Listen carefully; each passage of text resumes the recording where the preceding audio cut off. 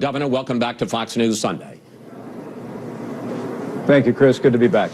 Let's start with breaking news on the debate story. After the Clinton camp announced that it was inviting billionaire and Trump critic Mark Cuban to sit in the front row at the debate, Trump invited Jennifer Flowers, who once had an affair with President Clinton, to also sit in the front row, and she has accepted that invitation. Two questions. Why would Trump do that? And will Jennifer Flowers actually be there tomorrow night?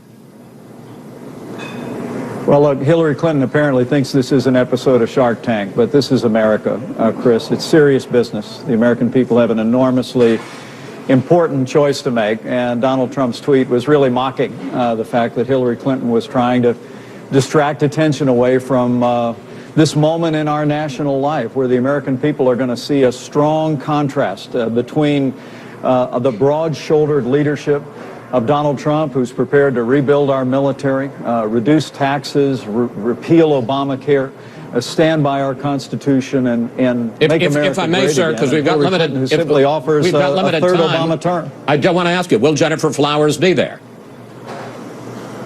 Jennifer Flowers will not be attending the debate tomorrow night, but Donald Trump was using the tweet yesterday really to mock an effort by Hillary Clinton and her campaign to really distract attention from where the American people are going to be focused tomorrow night, which is on the issues. It's about the choice that we face. I mean, Hillary Clinton essentially wants to continue the policies of this administration that have weakened America's place in the world, stifled America's economy, walked away from our most cherished constitutional principles, and I can't wait to see the debate tomorrow night, because I just know that Donald Trump, who is a leader who literally embodies the American spirit, is going to be able to present that message and present that choice to the American people. But Governor Pence, I've got to ask you, because there's a Wall Street Journal poll we'll be talking about at greater length later that shows that people's top concern about Donald Trump is, one, his temperament, and two, his language, especially towards women. So why would Trump even go down the road of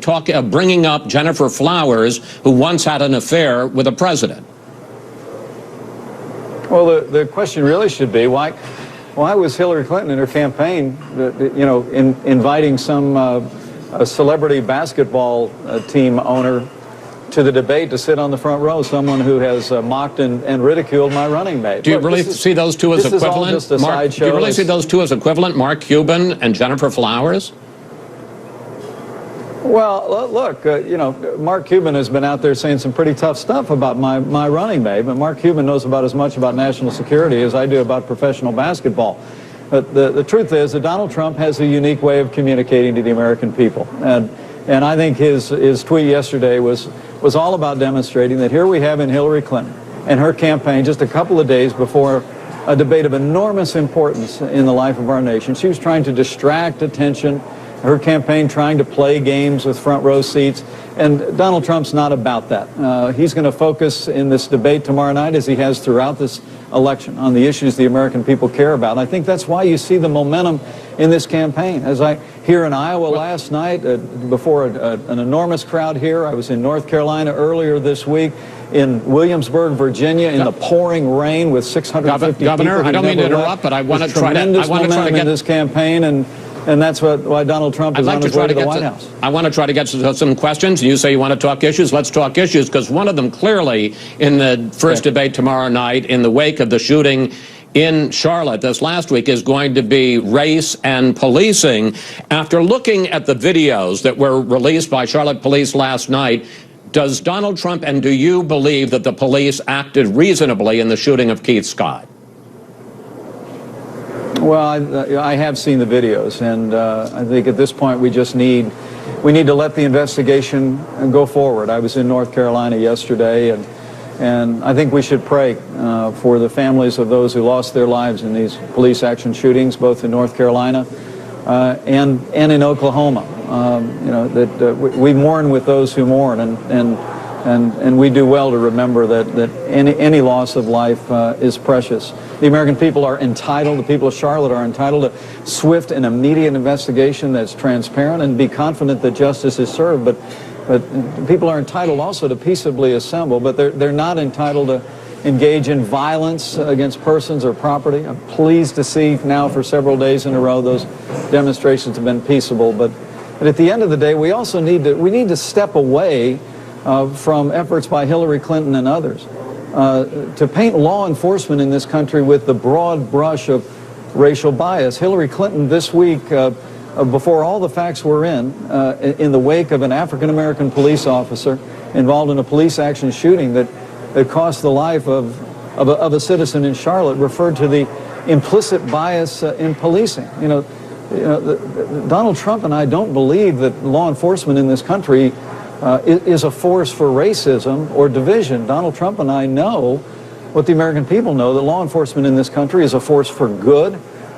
Police officers, whether they be white or African American or Asian or Hispanic or Latino, right. Police officers in this country are the best of us. They put their lives on the line for us every day. So we just truly do believe that let these investigations go forward. Let the public be confident that the facts will be presented. Justice will be served. But let's set aside these efforts to demean law enforcement in this country with the broad brush of racism and move forward in a way that supports law enforcement. Governor, here is one of Trump's main solutions that he laid out this week to try to stop violence in our inner cities. Here he is. I would do stop and frisk. I think you have to. We did it in New York. It worked incredibly well. And you have to be proactive. But, Governor, in New York, where Trump says it was such a success, 80% of those stops, 4 and 5, were stops of either African Americans or Hispanics. And as a result, a federal judge ruled that the stop and frisk policy was unconstitutional.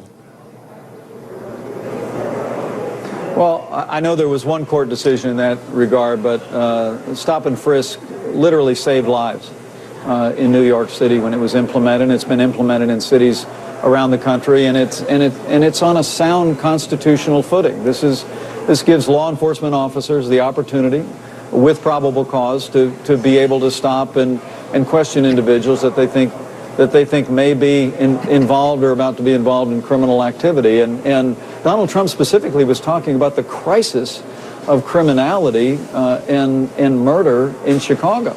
I mean, my parents were both born and raised in Chicago. My grandfather came from Chicago when he immigrated to this country. It is a great and wonderful city, but to see the avalanche of violence in that city, Donald Trump is the kind of leader that's going to say, let's take a policy that worked in New York City, that reduced violent crime in New York City, and stop and frisk and bring it to Chicago, Illinois.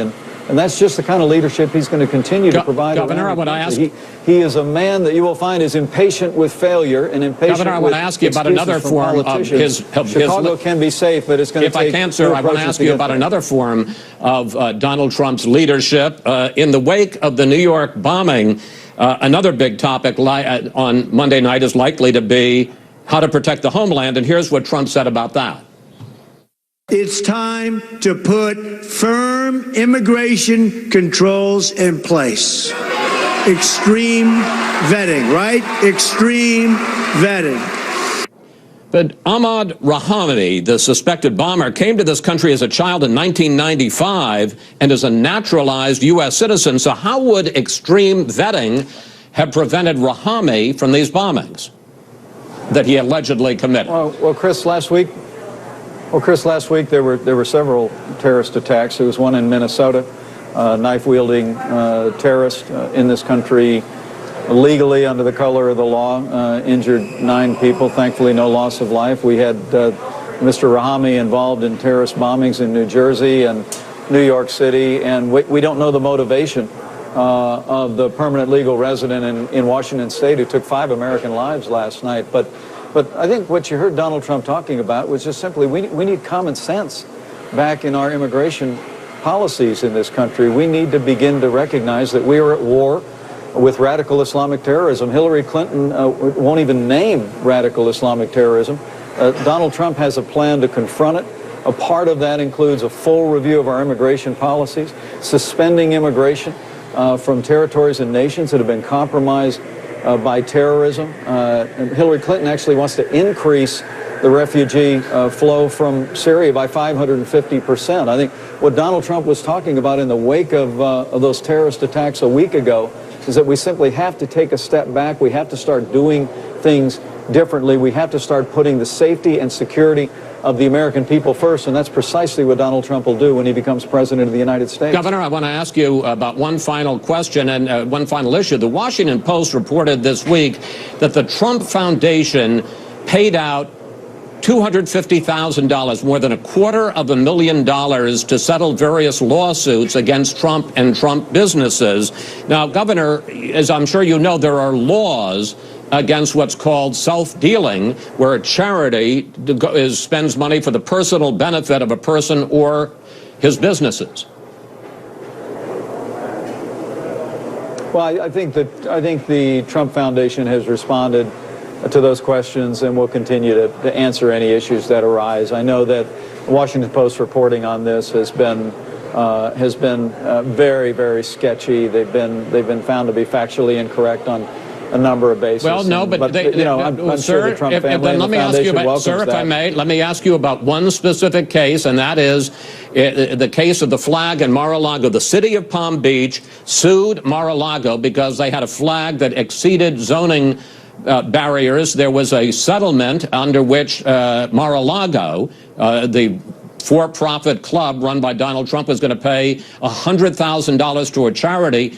Number one, he didn't pay it, the club didn't pay it, the foundation paid it, and secondly, Donald Trump hasn't contributed a dime to his own foundation since 2008. What kind of a charity is that, sir? Well, I know that the Trump Foundation, the family, can answer all of those questions about that specific instance and others, and they have. I think the American people are even more interested in the Clinton Foundation. They have not explained, sir. The Washington Post has asked, and they have not explained how it was the foundation that ended up spending money instead of either Trump or Mar-a-Lago. They also haven't explained why he hasn't contributed any money since 2008. Well, look, and these answers are all fair game, Chris, but I just wish there was as much interest in the activities of the Clinton Foundation, that we know accepted tens of millions of dollars from foreign countries and foreign donors who were then given access to Hillary Clinton while she was Secretary of State. I mean, the truth of the matter is what you see in the Clinton Foundation, and the Trump Foundation is a private charity by a private family that's helped many, many worthy causes over the years. The Clinton Foundation, Hillary Clinton was literally warned during her confirmation hearings, could be used by foreign donors and foreign governments to gain access and gain favor while she was Secretary of State, and yet she went on ahead and did it. And the fact that now emails have come to light that have shown a direct connection between those that were contributing to the Clinton Foundation and access that was given to those people, to the calendar and opportunities to meet with Hillary Clinton as Secretary of State, are deeply troubling to the American people. Governor, that's the kind of pay-to-play politics the American people are tired of, and Donald Trump is going to bring it to an end when he becomes president. Governor, I'm going to cut you off because we're going to be talking to a representative of the Clinton campaign next, and I'm sure you would like me to ask him that question. Governor Pence, thank you. I understand you'll be in the audience tomorrow night. Safe travels, sir. I sure will. Thanks, Chris.